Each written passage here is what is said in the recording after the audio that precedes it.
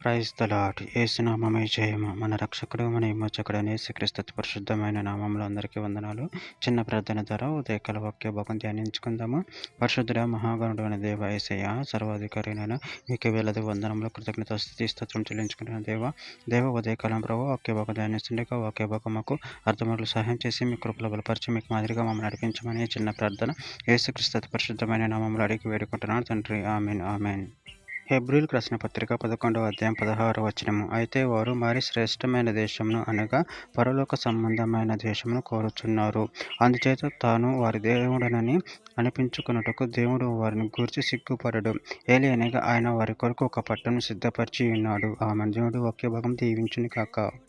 ప్రభునందు ప్రియులారా, ఇక్కడ వాక్య భాగాలు గమనించినట్లయితే అయితే వారు మరి శ్రేష్టమైన దేశమును అనగా పరలోక సంబంధమైన దేశమును కోరుచున్నారు. అందుచేత తాను వారి దేవుడునని అనిపించుకున్నట్టుగా దేవుడు వారిని గూర్చి సిగ్గుపరుడు.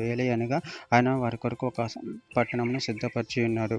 అదేవిధంగా వాక్య భాగంలో గమనించినట్లయితే మత్తయి సువార్త 25వ అధ్యాయం 34వ వచనం. అప్పుడు రాజు తన కుడి వైపున ఉన్న వారిని చూచిన, నా తండ్రి చేత ఆశీర్వదింపబడిన వారులారా, రాండి, లోకం పుట్టినది మొదలుకొని మీ కొరకు స్థిరపరచబడిన రాజ్యమును స్వతంత్రించుకొనుడి. లూకాసు వార్త 12వ అధ్యాయం 32వ వచనం. చిన్న మంద భయపడుకుడి, మీకు రాజ్యము అనుగ్రహించుటకు మీ తండ్రికి ఇష్టమై ఉన్నది. ఫిలిప్పీయులకు రాసిన పత్రిక 3వ అధ్యాయం 20వ వచనం. మన పరిస్థితి పరలోకమునందున్నది. అక్కడ నుండి ప్రభువైన యేసుక్రీస్తును రక్షకుని నిమిత్తము కనిపెట్టుకొని ఉన్నాము. ఇర్మీయా గ్రంథం 24వ అధ్యాయం 7వ వచనం. వారు పూర్ణ హృదయంతో నా యొద్దకు తిరిగి రగ్గ, వారు నా దేవుడనగునట్లు నేను వారి దేవుడనగునట్లును నేను యెహోవానని నన్నెరుగు హృదయమును వారికి ఇచ్చేదను.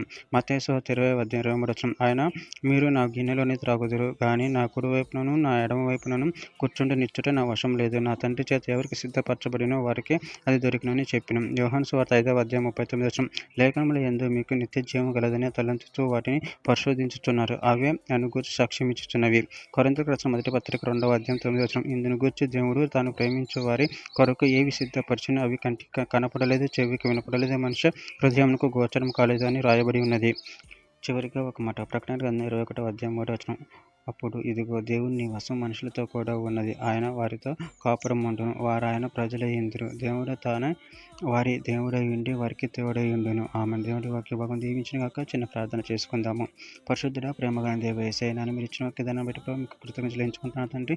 మీరే మాకు దేవుడై ఉన్నారు తండ్రి. నాన్న మాకు పరలోక రాజ్యంలో ప్రభు స్థానం కల్పించారు. అందరిని బట్టి ప్రభు మీకు కృతజ్ఞతలు చెల్లించుకుంటూ మీ ప్రేమ కృపలు మమ్మల్ని నిరంతరం కాచి కాబట్టి మేము మధ్య మమ్మల్ని వాడుకోమని చిన్న ప్రార్థన ప్రభు యేసు నామములో అడిగి వేడుకుంటున్నాను తండ్రి. Amen amen amen.